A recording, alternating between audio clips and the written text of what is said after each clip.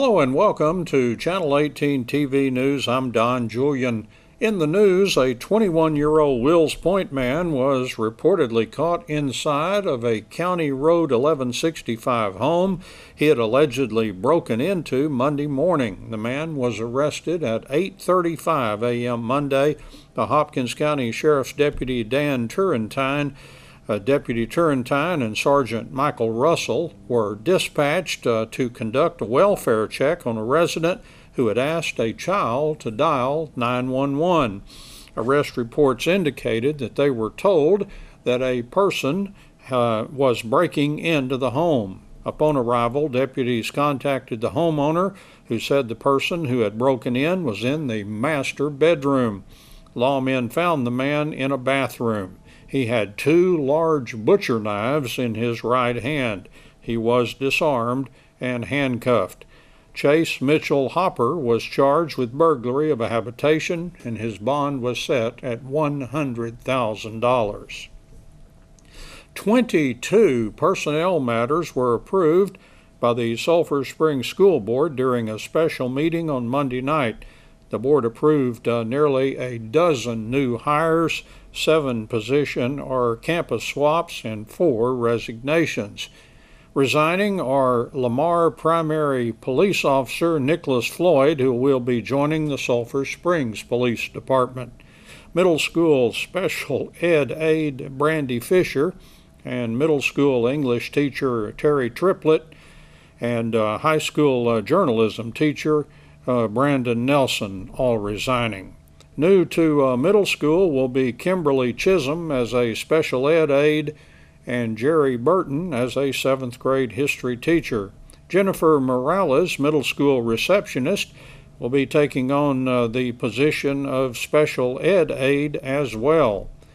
Tyler Lindsay will be moving from high school, where he teaches math, to middle school to teach 8th grade math. Casey Thompson, a special ed aide, will be going from middle school to high school. And new to high school will be Christoph Garcia as a math teacher and coach, Salvador Mejia as a Spanish teacher and assistant boys soccer coach, and Lindsay Arthur as an agriculture science teacher. Cheryl Blunt will transition from Bowie counselor to pre-kindergarten teacher at Douglas Early Childhood Learning Center.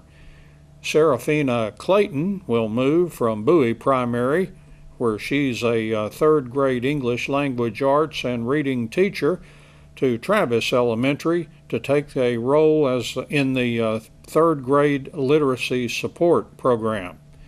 Esmeralda Aguilar will remain at Bowie but will transition from Title I aide to library aide.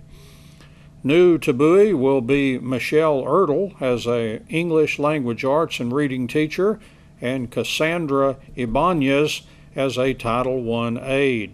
1st grade teacher Tiffany Lopez is moving from Travis to Barbara Bush Primary to teach kindergarten, math, and science classes. Olga Telez is moving to Travis as a 1st grade dual language enrichment math and science teacher. Amber Cook will be a new 3rd grade English language arts and reading teacher at Travis. Melissa Spencer was hired as a Head Start 4 teacher at Douglas, and Brenna Baylog was hired as a 1st grade English language arts reading teacher and social studies teacher at Bush Primary School. At a special reveal show party last Thursday, Wildcats band director Spencer Emmert unveiled this fall's band show theme to the members of the band. Emmert shared it with us Tuesday morning. We had a big moment last Thursday. We hosted our show reveal party, and that was a first, I think, for here, and that will be an annual event, and the kids had a great time.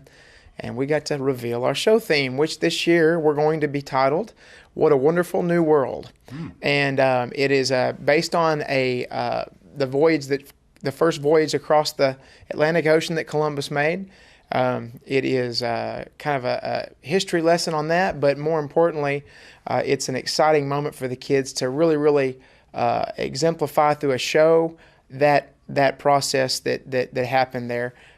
It was an important moment, obviously, and it's our opportunity on an advancing year to throw in some classical music, but also some fun music, and the music's going to be fantastic. We have a kind of a custom arranged opener that kind of talks about the opening journey. There's some narration that happens at the beginning that kind of sets up the journey as they're getting things together to set sail.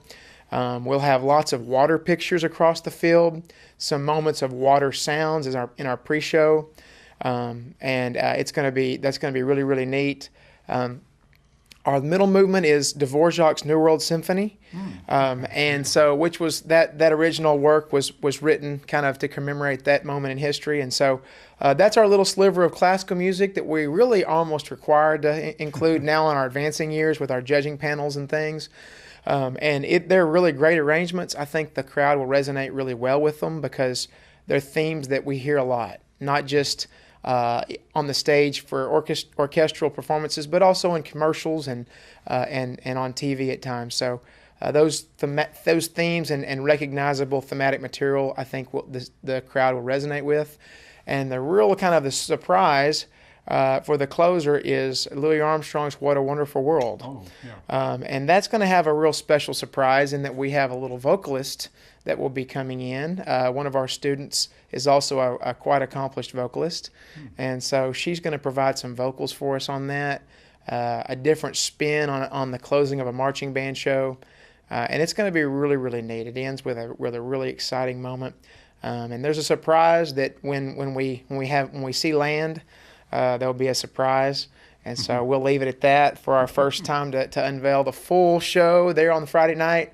I think we'll have some neat reactions to that. All right. Well, the most important thing, how did the students react? Were they euphoric? We had a lot of excitement. I think they were the neat part about it was once they heard the music, it is exciting. It's neat. Like I said about the Dvorak Symphony, those are themes that they had heard before. I don't really know what the cause of it is, but kids now like "What a Wonderful World." I have kids that like to sing it in class. There's some that like to do the Louis Armstrong impressions and things, and even my young kids that are in elementary school are singing that song around the house. So I knew that was something that kids had I guess resurrected and just things that they've talked about, and so hoping that'll be something they can really latch on to and really enjoy. And the surprises that we're adding this year, I think, is going to be a special moment as well. Sounds like some of the tunes may be very familiar to people. They may not know what the title is or something, but it'll be music they'll say, "Oh yeah, I've heard that." Correct. Or and commercial or something. Exactly. And the neat part about some of the classical music, we're putting kind of a special spin on it where we'll have the opportunity to feature several of our outstanding individual musicians as soloists. And so that will be something neat. We're creating some new staging on the field this year where we'll have some height variation. So certain students will be elevated on some platforms and things. We'll have, again, several other neat surprises that are coming down the road. And so we're really excited about it. The other really neat thing that's kind of coming along next year is our band will be traveling next spring to Orlando. Wow. Which is going to be neat. We'll be performing to a Disney soundtrack at Disney, and then we'll be performing the jazz ensemble. We'll be playing at Universal Studios one morning, so at a public performance there in the park. So those are two big things that we unveiled Thursday to lots of good excitement. We don't want you to give anything away, but the color guard, what kind of things will they be doing? Color guard, interesting you said that. We are, through some fortunate developments with our band program and through our administration, we really are putting forth a new kind of momentum and effort into our color guard program. We're creating some extra moments during the school day where they can be taught by professional choreographers. We have a specific new staff member that will be coming in supplementally to work with us on a consistent basis. for our choreography and our teaching of those students. So that is a real exciting thing that I think will put us on a even playing level across the region and across the state. Our color guard will be integrated in neat new ways. At this point, we're in the initial planning of those. I'm sure that our new color guard instructor is already on the costume designing and some of the weapons and things, the silk designs and things for our flags. So it is a neat thing. We're definitely taking a new step in that area, and so hopefully that will really be evident on Friday evenings. Local licensed pilots of the Sulphur Springs chapter of the EAA, Civil Air Patrol cadets, and Quitman EAA members, plus about 50 volunteers, will stage the Young Eagles Rally this Saturday at Sulphur Springs Municipal Airport for youth age 8 to 15. It is a free flight experience. Let's find out more from Ben Scarborough. I think this is my 5th or 6th year, personally. Okay. The chapter's been doing it for much longer than that, maybe 20 years. Well, for those who are new to what Young Eagles Rally is, just fill them in. The Experimental Aircraft Association chapter that's located here in Sulphur Springs, is Chapter 1094, is hosting this Young Eagles Rally. And the Young Eagles was started many years ago by this worldwide organization of the EAA. And we give kids a flight experience. Kids ages 8 through 17 get to go on a free airplane ride. They come out to the airport and register. They have to have a parent or guardian to sign them up. This is on Saturday, the 27th. Okay. They sign them up, and then they go through a short ground school or safety training where an instructor, Julia Robbins, instructs them on how to act around an airplane and what to expect on the ride. And then they're assigned a pilot. And there will be up to 3 kids per plane. Some planes will only take 1 passenger, some will take 3. And then they go on about a 15 or 20-minute ride with that pilot explaining how an airplane works and what flying is like. And then they come back and we give them a certificate that they can hang on the wall that's signed by the pilot. And also they get a logbook. This is the interesting part. That logbook has a code number. The logbook logs their flight, and they can actually use it for their flight training when they start sometime. But that code number takes them to a website where they can get a free ground school that is the bookwork part of the FAA written exam, so they can get everything they need to pass the written exam. Now, I don't know what age that they can take that. They can't do it at 8 years old, but a little older they can take that. And that typically cost a few $100s. I know I paid a lot for it back in the 70s with books and things like that when I did it before internet. But when they take that course, then that qualifies them to take the exam, and that usually costs about $75 from the FAA. But EAA will reimburse them that $75 if they pass the exam. So they get everything they need free to start flying, to get their student pilot certificate. That's very good incentive.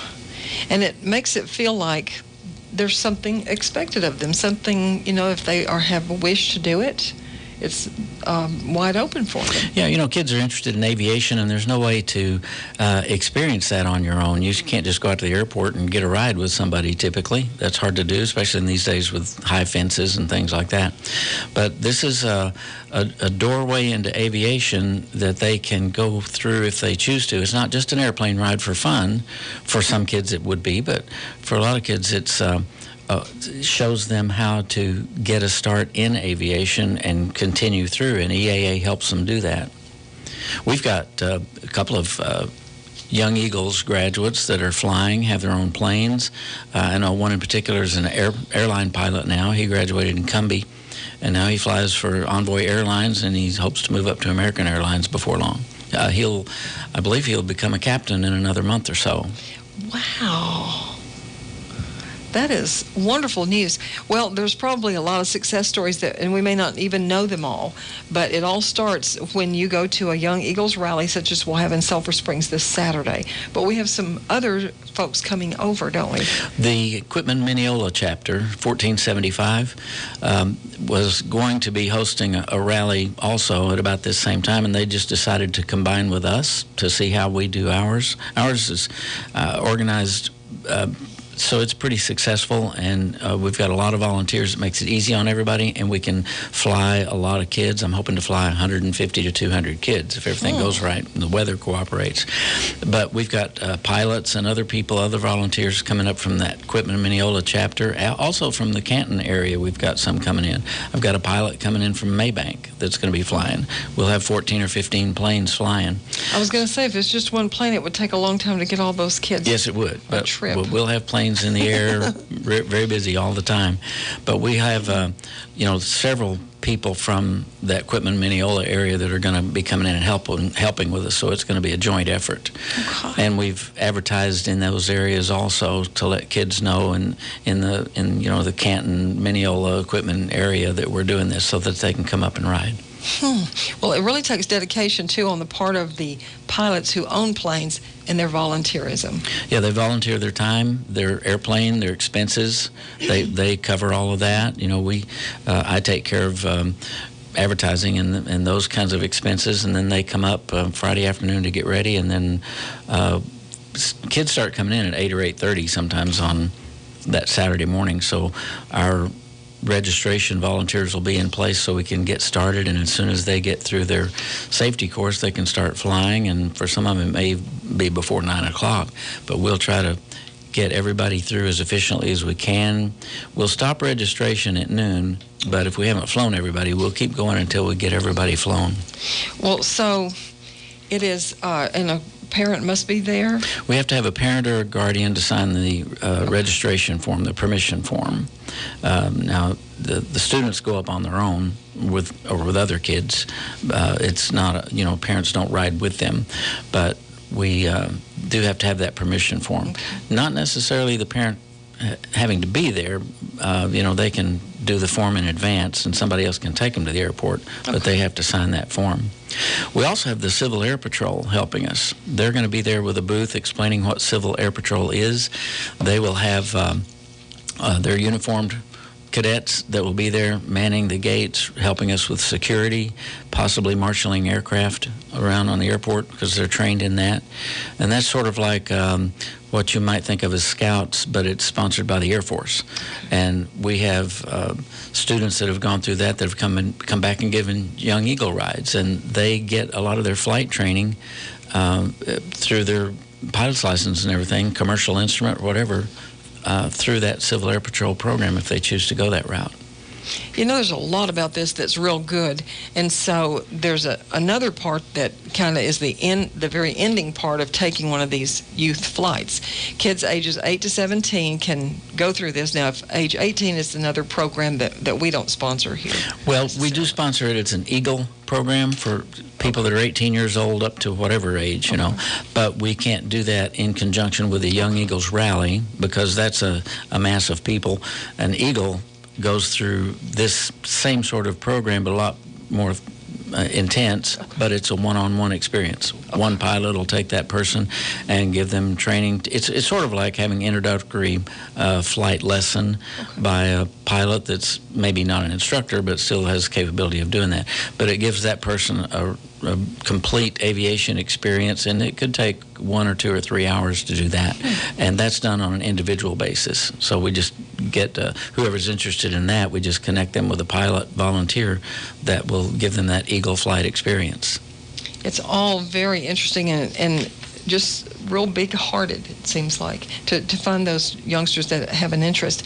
So it starts off with the sign-up, with the parent to also be present to sign, and then that's between 9 and noon, and then the ground school or safety school, which is kind of brief, but it acquaints them with a lot that they need to know, and then they get prepared for their flight. Right, and it's sort of a come-and-go thing. If people arrive at 11 o'clock, they're still in there. You don't have to be there at 9 o'clock to do this. It's all through that morning. And now, where does the logbook come in? The logbook is has places for log entries, just like a regular pilot's logbook, but it's paperback. And then it has that code that you enter at a website to get that free ground school. But that's just sort of a memento of the experience, but it's also your way to move on. That's one more thing that you don't have to go out and buy. You can start out with that logbook. if you want to. And kids feel like they have earned that along the way, and they have. And there are some youngsters who started out this way, and now they're pilots. Yes, we've had young Eagles come through our program, grow up, become pilots, come back, and then give Young Eagle flights so that they can help share that same experience that they got. You know, I got my first plane ride when I was 8 years old because a relative flew in from Birmingham, Alabama. My first flight was at night over Sulphur Springs, and I can remember that vividly. These kids will never forget this first airplane ride that they have. And their eyes get big as pie plates, and they just grin from ear to ear, and it's a very rewarding experience for the pilot as well as the kids. Kids get excited, but the pilots just feel really good about what they're doing. It is an amazing experience. It's called Young Eagles Rally at Sulphur Springs Municipal Airport this coming Saturday, April 27th. And it looks like we've got good weather expected. Hopefully this thunderstorm will go through and everything, and behind that we might have a real nice day for Saturday. If something happens and the weather is too bad, high winds or whatever, then we have a makeup date of May 4th, the following Saturday, but hopefully we won't have to use that. Okay, well, we're hoping so too. And the kids get excited who want to take their very first flight experience. Hope so. And we'll have 50 to 70 volunteers there too that are going to have a great day providing this experience. And you personally like to fly. You still fly. Yes. You're going to buy yourself a new plane. Well, I hope to You're thinking about I hope to get another plane someday. I have access to planes, and I have a home built right now that we're doing, refurbishing. So I'm grounded because that one isn't flying, but it'll be flying again someday. But it's an open air type plane. You get on it's like getting in a lawn chair that flies. You're just out in the open, and you keep your mouth closed and wear goggles, things like that. And it's called a Breezy? Breezy. But I'd like to get a plane where I can get in and shut the door and turn on the heater in the winter and maybe travel a little bit. Well, I hope that you get to do that, Ben Scarborough. It'd be fun. And come back and tell us how this session goes in future sessions of Young Eagles Rally. Will do. Thank you for coming in today. Thank you. In sports, the Lady Cats track team won the area track meet last Thursday, and they will be sending 6 athletes to the regional track meet this Friday and Saturday at the University of Texas at Arlington. Lady Cats track coach Derek Tyson is intrigued by the potential of several of his athletes, and I talked to him on Tuesday morning. Not really shocking. I really didn't do the math like I normally do. Didn't know we could win it, but I knew that in reference to the district meet in which we got second and we were 21 points behind T-High, I knew we were going in with more first and second finishes. And now the good news, the girls maintained that. And so we still got those points. But being able to do that and beat T-High and beat Roy City, who was crawling on us, because at the district meet, they were literally half a point behind us. All right, so we got second at the district meet. They were on our tail, but their numbers allowed them to get points. But our girls, the 18 girls that we took to district, they're good.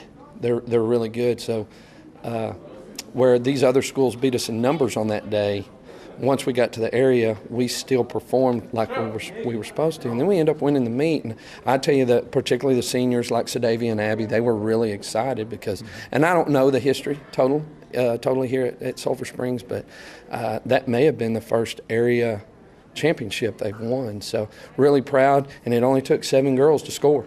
But they scored the right amount of points, and they finished where they should have in first and second place. So, and that just racks points.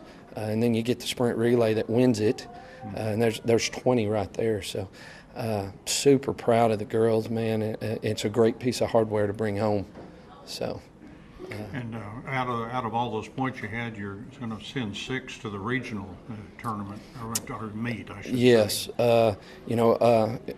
good things all the way around. It was a great day. We were a little bit scared of the weather in the morning, but after it cleared up, and even a lot of our kids performed in inclement weather, and it would come and go that morning. Claire Bybee, a freshman, great example of that is, we're sitting here trying to fit things in. Well, she ends up actually getting the school record. She clears 10-9, and competes to a point where she gets second place. Really excited about her, taking her to the regional meet, particularly as a freshman, because I believe she's competitive. She's there, and even since that day of the area meet, she's going to work. You know, even this past Saturday, it was just 3 hours of. She's got a little place she goes to in Winsboro, and she was getting after it. And so, she sees that vision of not just her potential as she goes through high school, but just this year. And she's ready to see how far she can go. And of course, just like in any sport, your ultimate goal is to get to that state championship. Well, we've got some girls that are knocking on that door. So it's exciting stuff. Abby, for example, qualified in 3 events to go to the regional meet. And when you look at where she sits amongst the region, well, she's knocking on the door to go to state in all 3. In all 3. So if she has a great day and she has potential, she's a dynamic athlete she's committed to go to the school in Durant. They wanted her bad, but you never know what she's going to do. And she's got such a competitive spirit. Sadavia ended up qualifying in the 100 and 200, is sitting right on the edge of being a finalist. But I still don't think she's hit her PR. I think it's coming. So, man, it's great times. Our sprint relay right now as we go in is sitting 4th in the region. 8 100s behind the 3rd place team, which I think is McKinney North. So we get some handoffs fixed, and we're knocking on that door, 2nd or 3rd place. So it's all exciting stuff. The field this year, particularly in the girls area, in both 5A and 6A for that matter, since they're a dual meet, you're going to see maybe some of the best track out of the girls, I know, because I've looked, that you've seen in a while at that particular meet, which it is an outstanding meet. Our particular region and track is we got some athletes. And it's a close simulation of exactly what you'll see performance-wise when you do go to Austin. So, man, I'm excited for our girls.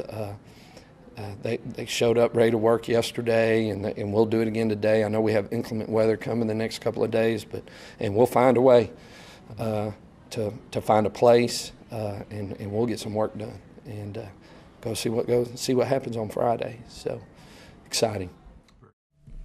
That's Channel 18 TV News for today. I'm Don Julian. Thank you for joining me, and so long, everybody.